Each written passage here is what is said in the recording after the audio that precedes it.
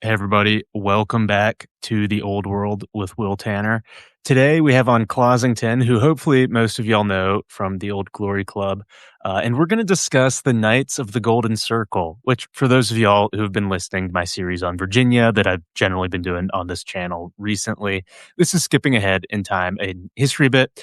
But I think it's interesting, and it also fits very well with the general purpose of this channel to discuss great men and great colonial adventure stories and the like. Because this one's quite similar to the series I did on James Brooke, the White Raja of Sarawak, although there's a little less competence in this story, which makes it a fun one in many ways. And I'm really excited to discuss it because the Knights of the Golden Circle, it's one of those things that you probably heard about in history class, but that never really got discussed in much detail because it fits in with the Confederacy, and liberal history teachers don't like talking about that all that much. So we're going to have a fun time discussing it today and getting into what the organization was about and what they did, if anything, along with how they're connected to the United States Civil War. So I'm really excited for it. Clossington, as we begin, could you discuss what the Knights of the Golden Circle was at a very broad level, and like the purposes of the group, how it got its name, what it was aiming to do and achieve? So the Knights of the Golden Circle were a paramilitary, semi-secret society that existed somewhere between 1854-ish and 1861. It's very famous nowadays as sort of a meme almost, because the sort of aforementioned Golden Circle is meant to be a sort of target of territorial acquisition for this secret society. And it's basically a 2,400 mile radius around Havana, Cuba. And so that includes the southern US, all of Mexico, the entire Caribbean, and Colombia and Venezuela. Uh, and this sort of paramilitary secret society, its main sort of main most operandi was to use the means and methods of filibustering, a sort of clandestine way of acquiring territory for the U.S. Um, and essentially acquire this territory for America, although they wanted to act as sort of a vanguard within the United States to accomplish these sort of goals. But that's a very sort of broad description of them. So one thing I heard that I had trouble finding much detail on, and that might just be the nature of things, was with the nature of this group, whether it was an American project or kind of like an ex-American imperial project that would be allied with America, maybe how the Brooke Dominion of Sarawak was. Because from what I read or heard on one source I was looking at, the capital was supposed to be in Havana. Is that correct? Or was it just ideally going to be centered on Havana because the radius was extending from that point? And I guess is a broader question, how did they imagine themselves interacting with the United States of America if this project succeeded? So what we have of their sort of, I guess, like own internal description of their own, like what their means and methods and what their goals are. Um, I just have to say that the KGC has three basic degree levels, right? Um, there's the Knights of the, was it like the Knights of the Iron Hand, or um, what's it called? Yeah, Knights of the Iron Hand, sort of basic volunteer tier for guys that will actually go out and do the conquering. And there's the Knights of the True Faith for the sort of fundraising and organizational tier. And there's the Knights of the Columbia Star, who are like the inner circle, um, upper echelons of society. Um, and the actual aims of the organization were sort of concealed from the majority of the actual participants. So if you were a third degree member, you would not tell the Knights of the Iron Hand that we're going to invade Venezuela. It's but we do have through some sort of through some um, surviving documents is that we have the third degree initiation ritual for the Knights of the Columbia Star. And to quote their ritual degree, we aim at the establishment of a great democratic monarchy, a republican empire, which shall vie in grandeur with the old Roman Empire, and shall regenerate and vivify society in Spanish America. We aim at the establishment of a government, the fathers and founders of which shall be the Knights of the Columbia Star. Uh, to each of you, we say plainly, the high places are for you. You have done more, and you are expected to do more for the American Legion than the first degree knights, so on and so forth. What they want to do is to acquire, like, their basic strategy, right? Filibustering. What is filibustering? Um, what they wanted to do was send paramilitaries into Latin America, hopefully take over the government or some territory as quickly as possible, and then get annexed by the United States before any sort of counteroffensive can be launched. Um, and if that can't really be accomplished, the next best thing is either like temporarily running the country by themselves or becoming a sort of American protectorate. And so whether these territories would actually be annexed by the United States, or if this would be a sort of uh, informal protectorate kind of imperial situation, it's not exactly clear. And the actual members of the Knights of the Star, Columbian Star, are kind of they disagree on their actual end goal. But it's a very nice map, and it's a very tantalizing map. I wouldn't say that a unified state in that radius would actually be stable, Mhm. but it's good to sort of it's good to sort of imagine what would happen just as sort of wargaming kind of situation. But they didn't really get very far. Yeah, and we're gonna get into the dysfunction in a bit for those listening, because to some degree, it's the most entertaining part of the story. Before we do, and before we get more into filibustering and what that was and how it fits into this, the other kind of introductory thing I wanted to ask was what they planned to do with the territory they conquered, or if that also was just vague, because there's so many different ways you could see that heading, whether it's running, say, Nicaragua, like the British East India Company ran the Raj, and focusing more on the tax harvesting aspect of leadership rather than just the growing of tropical and subtropical staples. But then also, most of these fellows were Southern planters with slave workforces that they planned on deploying in these territories. Do you know to what degree they were interested in just getting better plantations in, say, Nicaragua or Venezuela instead of Alabama and Mississippi, versus to what degree they wanted to be the ones running these places and making the money doing that? So the KGC only really tried to invade one single place, so we can't really exactly say Right. like what they do in Venezuela. Um, but basically like throughout the majority of their history, they had only one sort of real invasion plan, and that was essentially to intervene in Mexico during the Reform War on the side of the liberal faction over the conservative faction. Uh, they offered their services as mercenaries to Benito Juarez, the head of the liberal faction.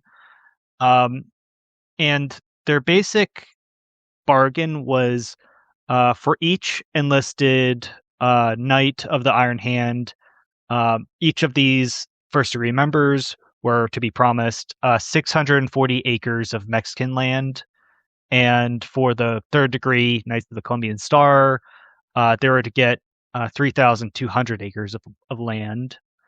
And after they help Benito Juarez win the Reform War, they'd end up sending more of their sort of affiliated guys down to Mexico.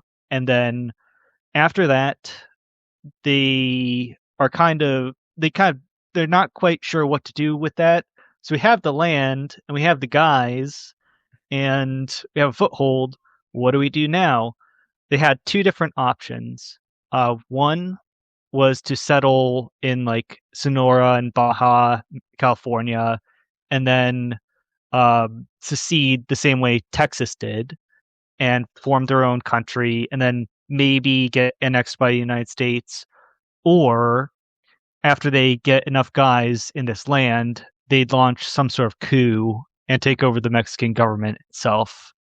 Um, but that was what their sort of that's what the strategy and the general plan was. Got Um, it. However, they were only really able to like the one single time that they actually mustered to invade Mexico. They got about 400 guys on the Texan border, and like they weren't actually invited in. And the sort of head of the KGC, George Bickley, was accused of fraud and embezzlement, and the entire scheme kind of dissolved for a little while until the Civil War kicks off. So, before we continue more with the history of the organization, let's talk about filibustering for a minute. Could you describe what that was in its historical context in the day, and then also to what degree they were looking at the actions of William Walker and what he had, shall we say, almost accomplished in Nicaragua is part of their game plan, and maybe in what ways they saw themselves as doing what he did or being different than him. And I guess just how the previous filibustering experiences and attempts fit into what the KGC was trying to do. So the term filibuster, it's a Spanish term for land pirate. It basically means buccaneer. It's a sort of mangled combination of two words. It's sort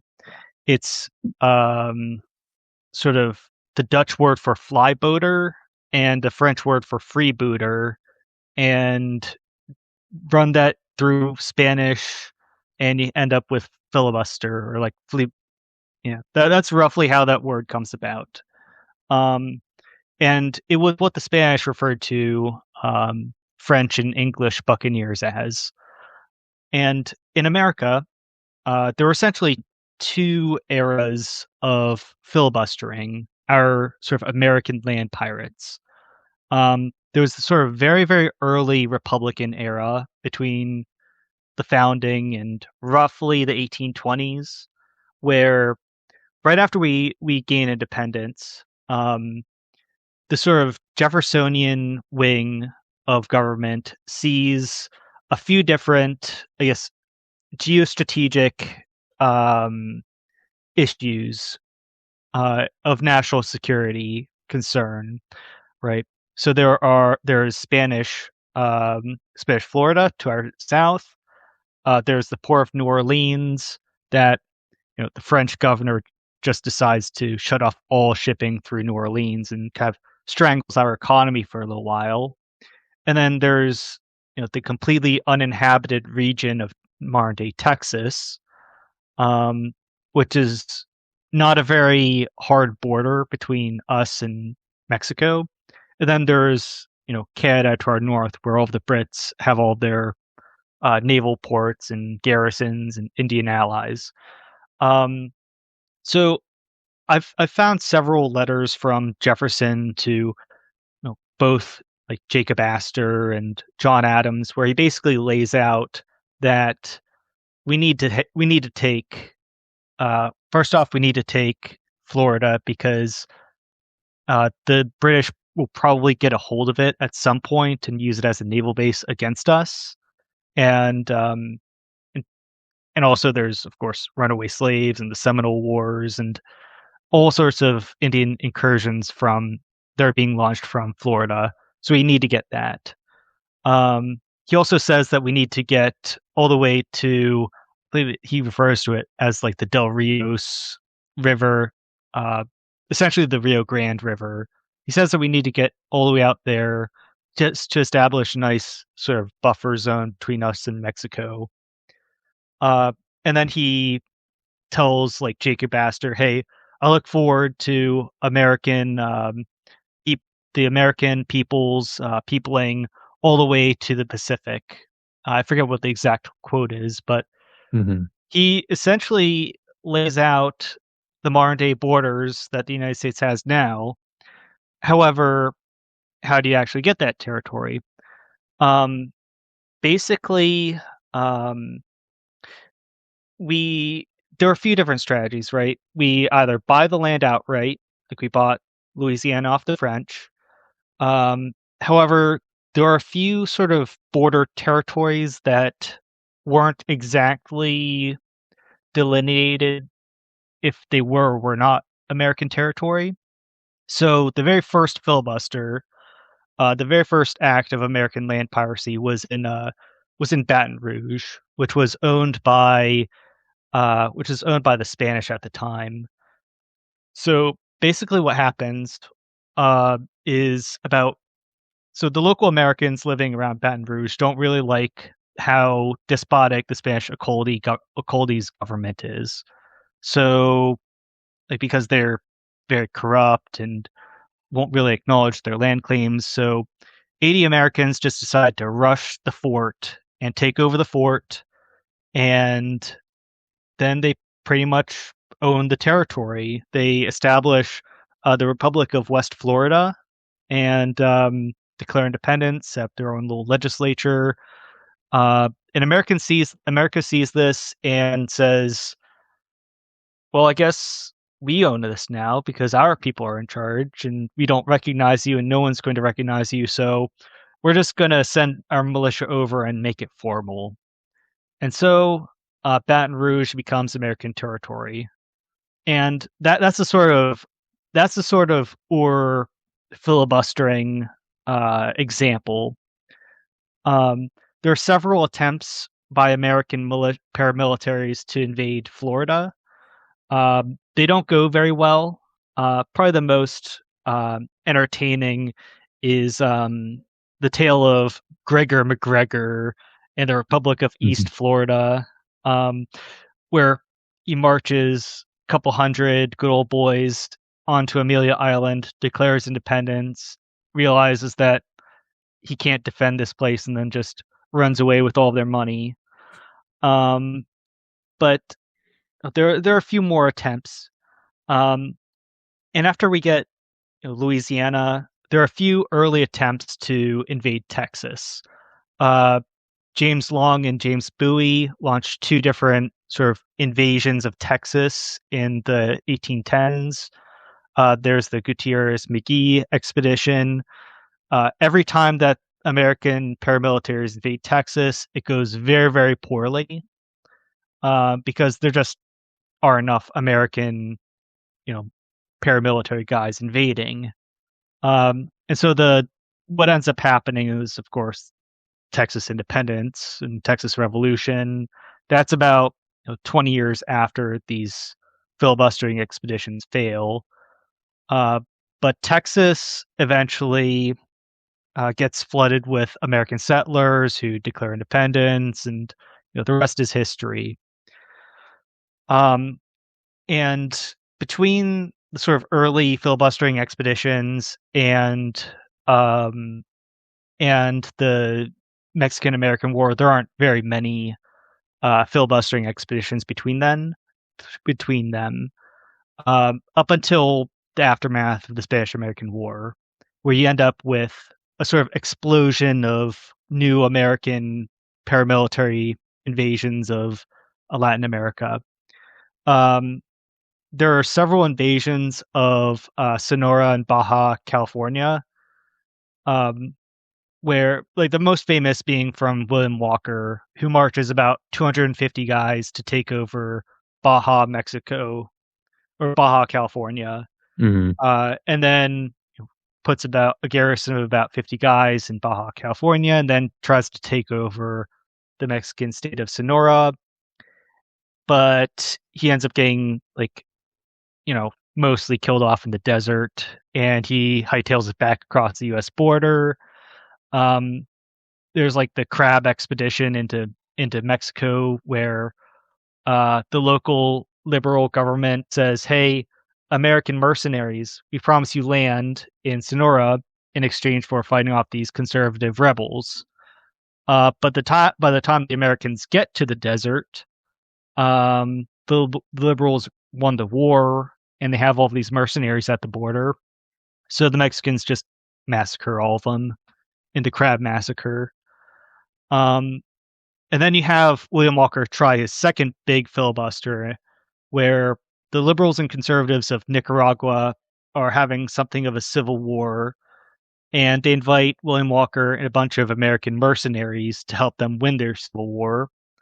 William Walker and his mercenaries have a very tough time at it, but they're eventually able to win the civil war, and he becomes the sort of president of Nicaragua. He makes English the first language and reintroduces slavery into Nicaragua. But in his conquest, he takes over. He essentially seizes the transportation routes of Cornelius Vanderbilt, and as well as a bunch of other rich British industrialists. And so Vanderbilt and these Brits hire a mercenary army in Costa Rica to depose William Walker. Walker launches a sort of preemptive strike on Costa Rica. It goes very poorly. He gets toppled, and then he tries to do it again in Belize, but the British are wise to him and hang him as a pirate. And then there's sort of the most important filibuster of probably the KGC story, and that's the two attempts of Narciso López to invade Cuba. So this is 1850 and 1851. Narciso López is a sort of middle-class Cuban. Cuba experienced probably one of the worst slave uprisings in its history. Very, very brutal. There's some historical contention as to whether or not British agents were giving guns to the slaves to rise up, but it's sort of neither here nor there. And there is international pressure from the British to have the Spanish abolish slavery in Cuba. However, the Cuban planters don't really like this, and they see America as being more pro-slavery than what Spain is leaning towards. So Narciso López, on behalf of some Cuban planters, say to themselves, "Hey, why don't we have Narciso López recruit a bunch of American paramilitary guys, invade Cuba, topple the colonial government, and get annexed by the United States?" And what happens is, do you know who John O'Sullivan is? No, could you explain that? Um, so John O'Sullivan, he coined the term manifest destiny. And he was a sort of Democratic Party newspaper commentator and mover and shaker. Basically, what Narciso López and John O'Sullivan did was they linked up with a few different political bigwigs. Missouri Senator John Henderson, Mississippi Governor John Quitman is probably the biggest one out of them. But essentially, what López does is he says, buy bonds for our sort of steamship shell company, and in exchange for your investment, we will give you sugar plantations in Cuba after we conquer it. López ends up raising about 500 men to invade Cuba, and got one whole steamship as part of his company, and they capture a sort of small Cuban city and then start marching to the next city, but they starve and they start, ransacking the local farmland, and no actual Cuban revolutionary support from the planters ends up materializing. So he ends up starving and running back to America. And then he tries it a second time, but this time, no American wants to go, so he ends up hiring a bunch of Hungarian mercenaries. Um, and so him and about 400 of these mercenaries end up getting ambushed and um, the ambush, starved, and mostly executed.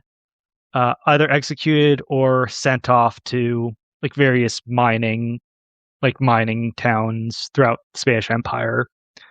Um, However, it's still a pretty good idea. I mean, conquering Cuba, it's right there. It's right on our doorstep, and it's a shame we can't have it legally. So, the sort of support base for the López expeditions, mostly under John Quitman, create what's called the Order of the Lone Star. And this is a filibustering secret society whose goal is to conquer Cuba. They're uh, John Quitman, who leads this organization.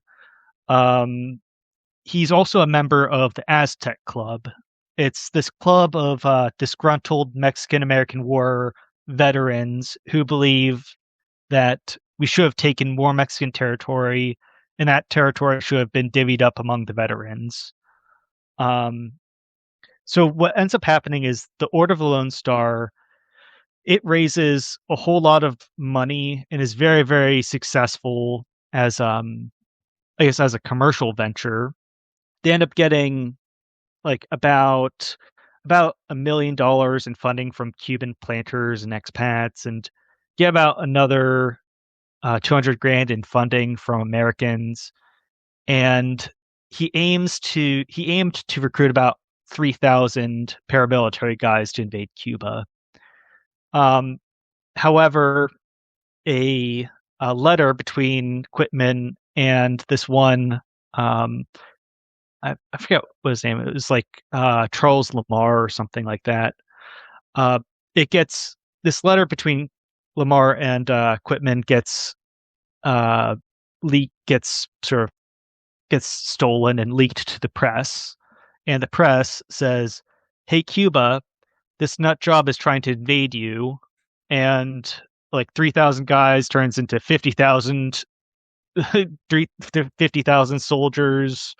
They say that he has like 85,000 guns and 20 steamships, and they fabricate all this stuff, but it spooks the Cubans, and it causes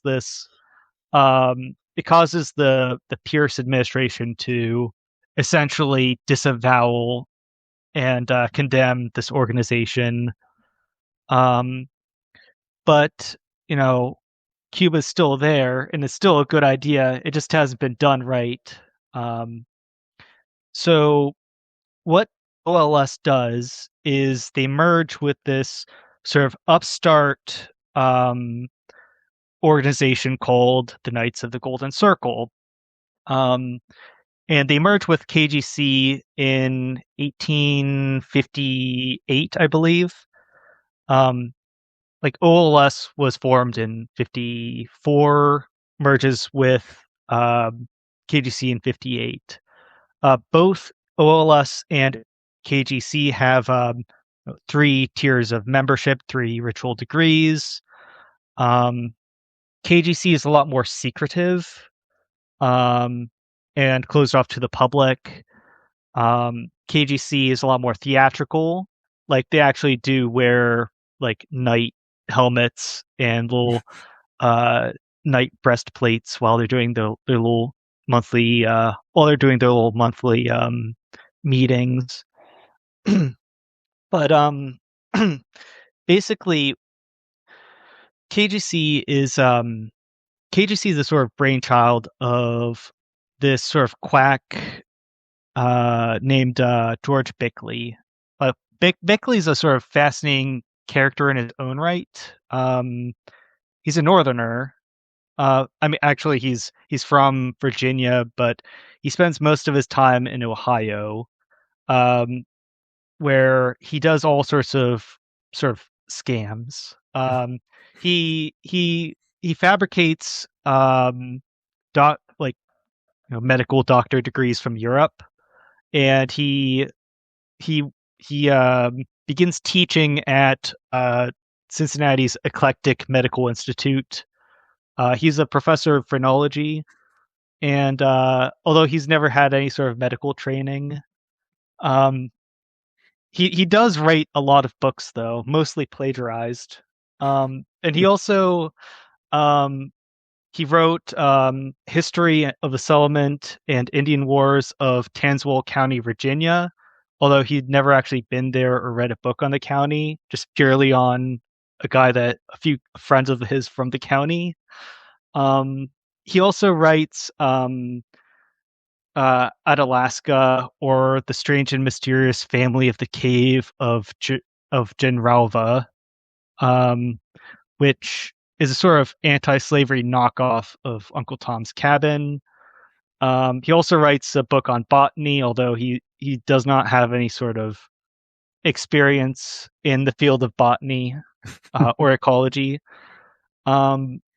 So he starts up all these sort of ventures. He also tries to publish about half a dozen political newspapers.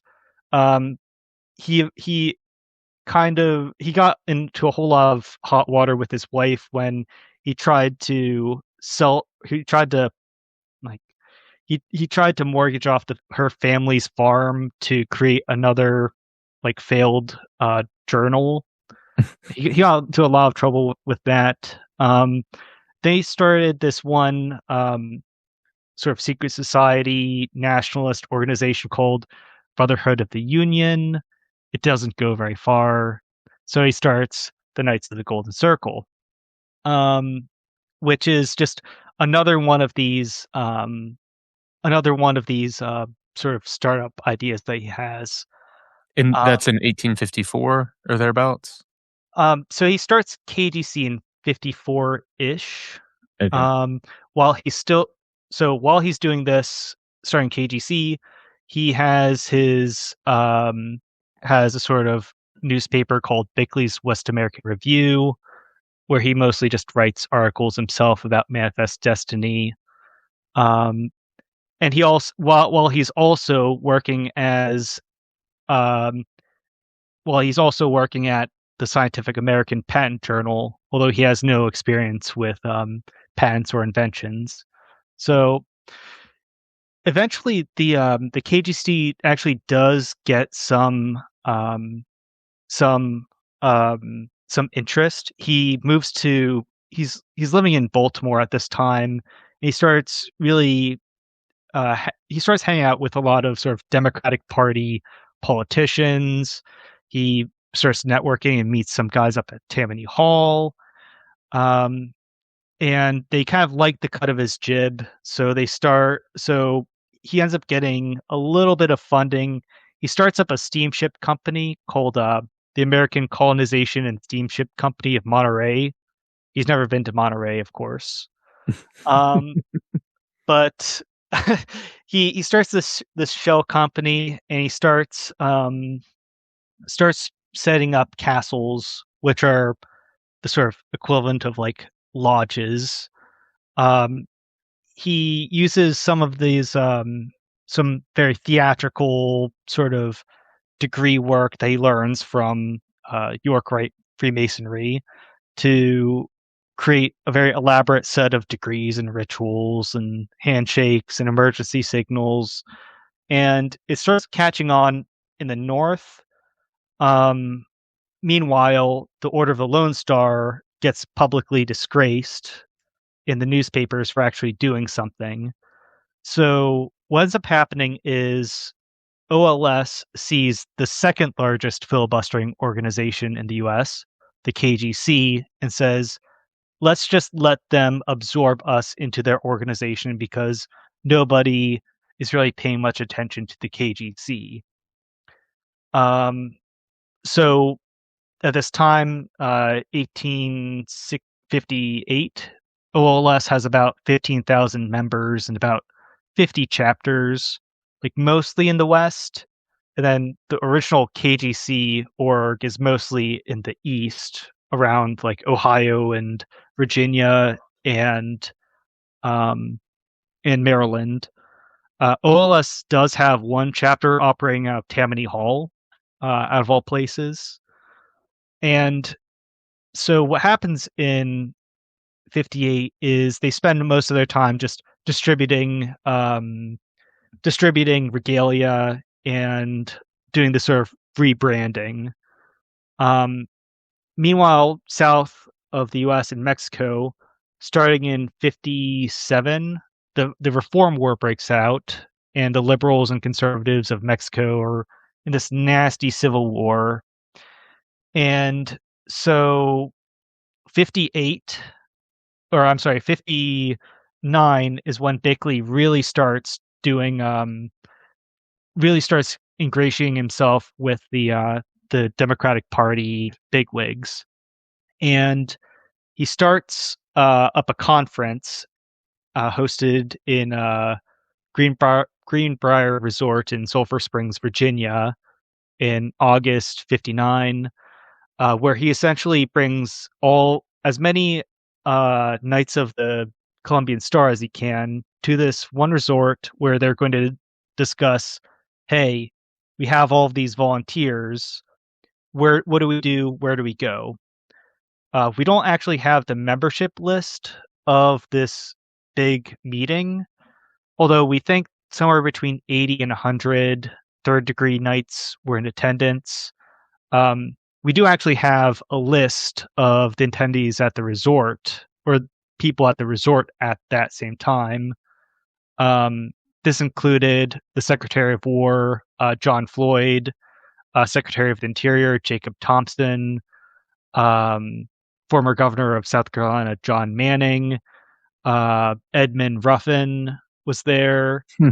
Senator from Louisiana, Charles Conrad was there, Texan Ranger like Ben McCullough was there.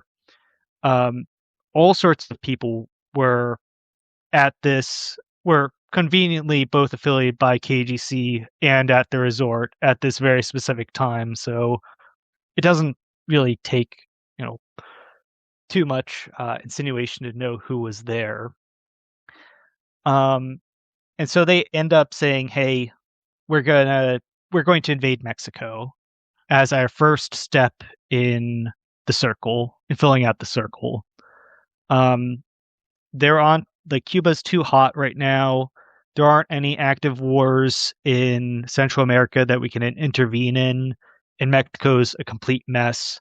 Let's offer our members as mercenaries to the Mexican liberals. And so that's kind of what ends up happening. The most organized region of the KGC is in Texas, where the grand commander of the two Texas KGC regiments, led by his name is like Greer. I think it's like John Greer. They have about 3,500 guys in the state of Texas and about 500,000 in cash, and they're ready to go at a moment's notice.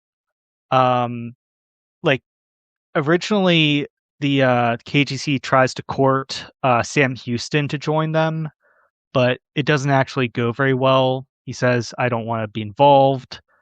The KGC starts infiltrating and recruiting within the Texas Rangers.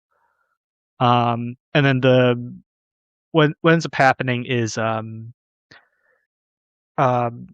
in January of 1860, George Bickley sends out a circular letter saying, "The time is now. We're going to invade Mexico. Gather on the Mexican border right now." Um, and so I start funneling into this small Texas town. There only ends up being like 400 people there, and in the meanwhile, while these guys are organizing, Bickley decides to go on a sort of financing and campaigning tour in Alabama and Mississippi. However, he takes a significant amount of the KGC treasury with him. So these guys, a couple hundred guys in Mexico or in Texas, are just sitting on their hands for like 3, 4 months. Um, George Bickley's running around with hundreds of thousands of dollars in a briefcase, and there is no communication from Mexico to KGC giving them permission to do anything. They've rejected the KGC's offers every single time, and so Bickley gets called out on this. Um, there are almost sort of riots in New Orleans whenever Bickley drops into the city. There, um, and a letter, or I'm sorry, a public letter is published in the New Orleans True Delta newspaper by Joseph Davis Howell, Jefferson Davis's brother-in-law, accusing Bickley of embezzling funds and lying to the organization. So essentially, what ends up happening is Bickley has a sort of sit-down conference with all of his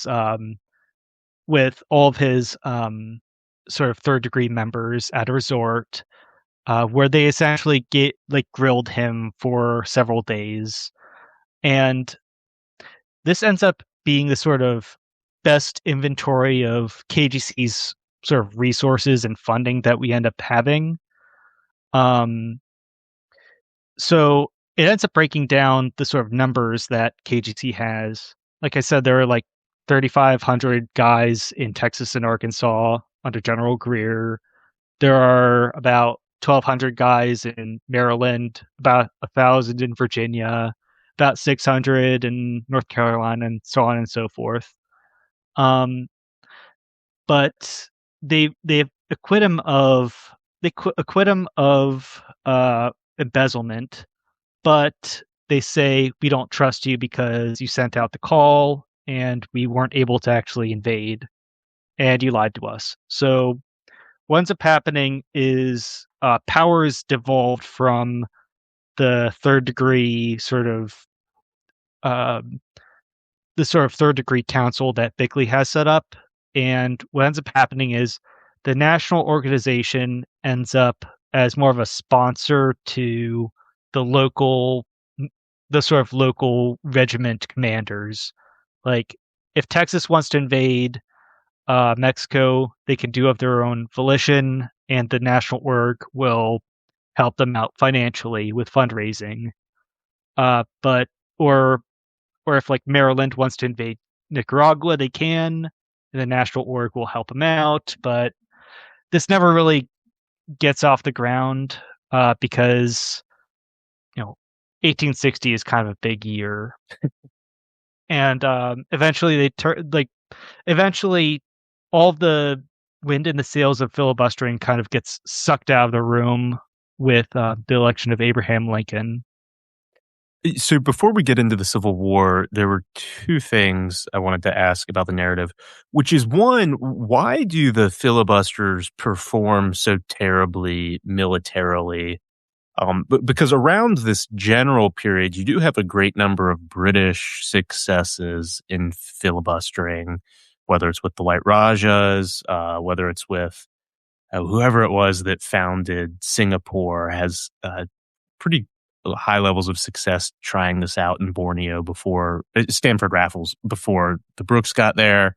You, of course, have the whole situation in the Raj. Later on, you have the British South Africa Company in Rhodesia. What goes on that makes the filibusters so ineffective as military forces? So where they did exist, usually what happens is a bunch of irregular militiamen, a couple hundred guys, go out to the desert, and then they just get completely demolished by 1,000 1,000-man, Spanish army here or there, just as a sort of numbers game. Mhm. Um, for instance, like Narciso López, him and his like 400 guys are in the Cuban jungle, and all of a sudden they get ambushed by 500 like Cuban lancers, or you know, Mhm. in in William Walker's Invasion of Sonora, he has 200 guys in the desert. They get whacked by an army of 1,500, Spanish militiamen. Just on sheer numbers, these guys are not equipped to actually hold anything. They're biting off more than they can chew most of the time, and Was there's it there's a lot more. delusion, or did they have some hope of success? Well, Yeah, usually they had a lot of early success.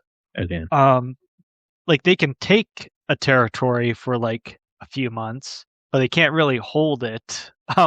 It's there is a whole lot of folly to this. And William Walker's real success in Nicaragua was sort of a lot more close to, I guess, your sort of British filibustering examples than the sort of, I guess, less well thought out filibusters across Mexico.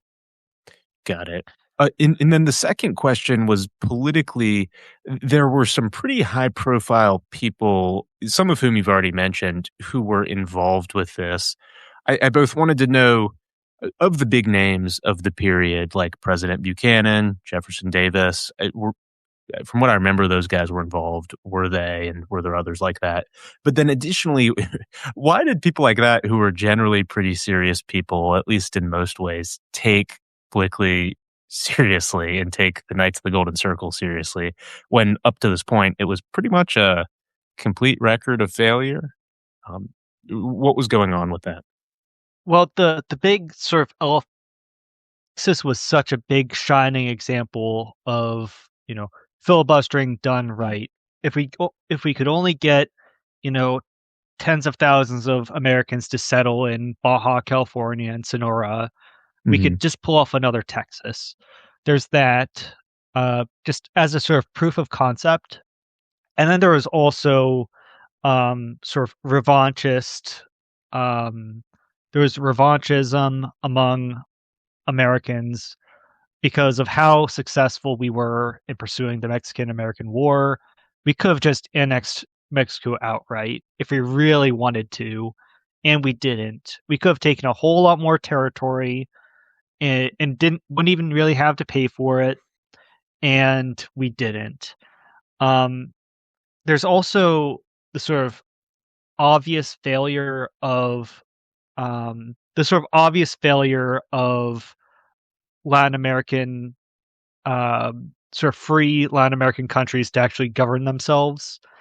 Um, as I wrote in my OGC Substack article, Knights of the Final Filibuster, in the 1920s, there was a sort of turn where early on, Americans celebrated the independence movements, uh, mostly in South America. Uh, Americans almost universally lamented the Mexican War of Independence because it was too close to home, and it was too bloody and too, um, just too dirty for them to Hmm. acknowledge or support. But in the abstract, they saw, I guess, they referred to them as our sister republics. All Particularly with these, Bolivar, right? Like, yeah, like, yeah. yeah, Bolivar. Um, however, you know, go forward like 15 years, and all these like Central and South American countries have devolved into despotism, into these caudillo juntas, and there's a sort of superiority complex going on where um, where we almost see this as our manifest destiny just to roll over Central and South America and just take over. But so there's a whole lot of hubris, a whole lot of damaged pride, and the fact that we were able to get Texas as a proof of concept, you know, why don't we just try it again, but we get more organized this time? Um, so that's the sort of impetus for this. And then, so going from there, the kind of Southern leadership types are at least arm's length involved with this, like Jefferson Davis, for example. I think you mentioned that Yes. Davis's brother-in-law, was it, introduced Robert E. Lee to some of the KGC leadership. So So, Je- how did that happen, and then how does that play into the Civil War? yeah, um so Jefferson Davis was actually friends with Robert E. Lee, and in his initial planning stage for the invasions of Cuba, uh, Jefferson Davis introduced Narciso López to Robert E. Lee, and he tried to recruit Lee to lead the invasion of Cuba. Lee would not touch this with a 10-foot pole. Um, and then Bickley ends up offering Lee the chance to invade Mexico, but he declines again. Um, I think there's a quote somewhere. Um, yeah, in a letter from Albert E. Lee to Sam Houston, he says, "quote Lee would not touch anything that he would consider vulgar filibustering, but he is not without ambition, and under the sanction of the government, he might be more willing to aid you to pacificate Mexico. So once you actually take over Mexico, he might be interested, but he will not lead this invasion to folly." Is essentially what the vibe I'm Mhm. getting from this. Yeah, and like among the sort of late stage, like James Buchanan administration, like Buchanan's Secretary of War, was it John Floyd? I think it was. What is a KGC member, and on the outside of the Civil War, um, basically, there are a few different moles that the U.S. government has, the U.S. military has in these KGC castles. They say to, Lincoln, like, "Hey, these guys are not exactly trustworthy, and they're actually going to start some sort of civil war. Like, can we do anything about them?" And the early Lincoln administration does actually start having to deal with um, all sorts of shenanigans that the KGC actually does. Like the only sort of real boots on the ground that they actually end up doing is for the Civil War. Yeah, so could you describe that and describe, I guess, both what they did in the run up to the war and how they were relevant in the early stages of the war, whether organizationally or otherwise? Yeah, so basically what happens is they rally around uh they rally around I believe it yeah, it's they rally around Breckinridge for president. Um Bickley says in a sort of Q&A as part of a speech, he says that he'll accept any he'll accept the presidential election of 1860, as long as Lincoln isn't the winner of it. Um, and he won't make any promises otherwise. The KGC, especially around Texas, start marking baggage around like for Yankees going through their territory. They start intimidating Republicans. They start like forming committees of safety uh, for suspicious individuals. They start all sorts of intimidation tactics. Um, and then after the Civil War the secession movement starts, they start forming like these KGC regiments and chapter or castles end up becoming the sort of spearhead for the Minutemen. Um, there are a few early, I guess, assassination attempts on Abraham Lincoln. Um, this one mole in the KGC um, informs Lincoln that they're going to try to plant a bomb in his carriage on his whistle stop tour. They the Secret Service the Secret Service do actually find a faulty bomb underneath his seat. And the KGC also uh, the KGC regiment under under Virginia Governor Henry Wise. He comes up with a scheme to arm about 1,500 KGC knights and overthrow, essentially coup the government in DC. However, like this is sort of they were sort of they were pretty quickly disarmed by Colonel Charles Stone before they could actually get this off the ground. Um, I do have a little quote from I do have a little. I'm just going through my book right now. George Bickley says that he could potentially muster for Jefferson Davis an army of 30,000 men in Texas to prevent rogue Mexican general Apolida from invading the Confederacy's southern border. So George Bickley has his priorities straight. He's worried about the Confederacy being invaded by a rogue Mexican general, while some of his guys on the ground are actually like organizing, you know, preemptive strikes on the Union for the Civil War. And after the Civil War actually does get started, a lot of the early like regiments end up being formed around KGC regiments.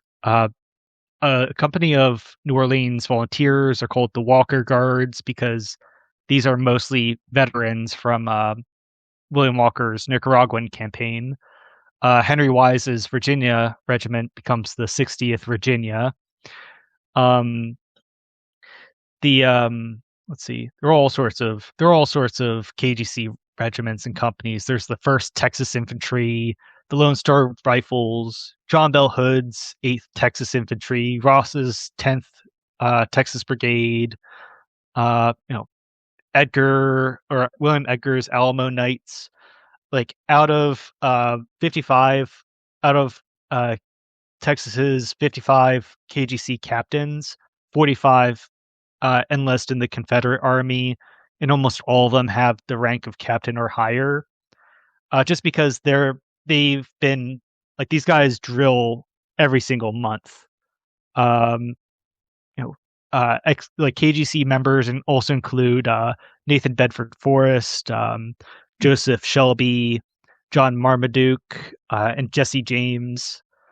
But as soon as the war actually really gets off in earnest, a lot more of these highfalutin West Point educated officers just so happen to get put in positions of power over the hobbyists. So that's where this ends up going.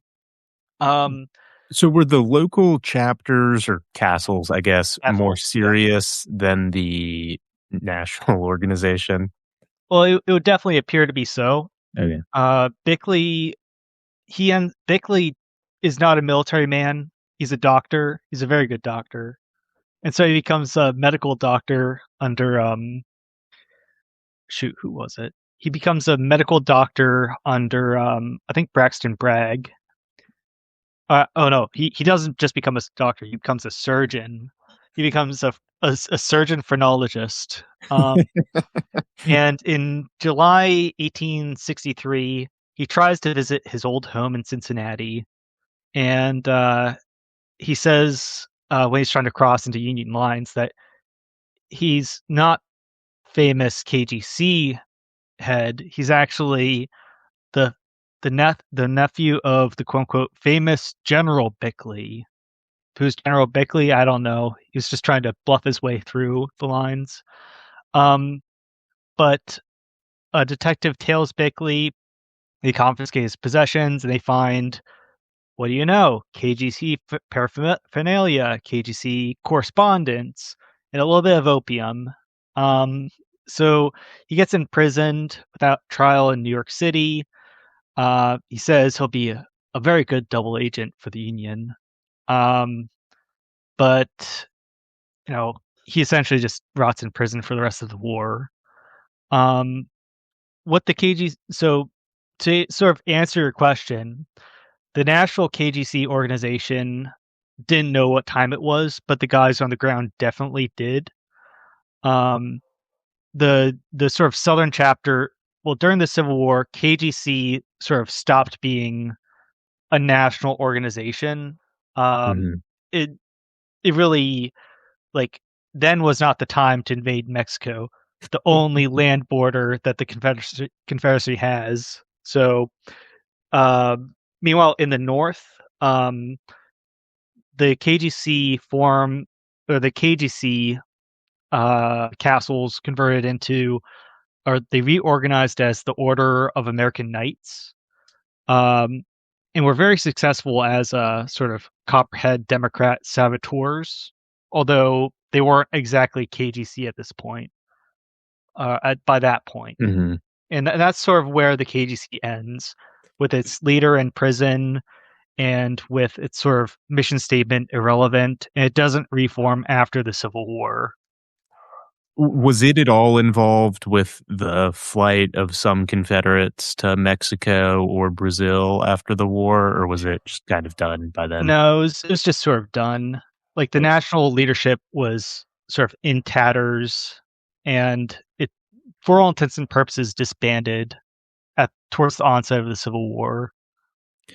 Great. Well, that's probably the end of the history of it. I guess before we log off, one, what about this story interests you or do you think is particularly relevant to people in terms of thinking about it? And then, second, in terms of widely available sources that could be read about this, are there any books or anything you recommend for people who want to learn more?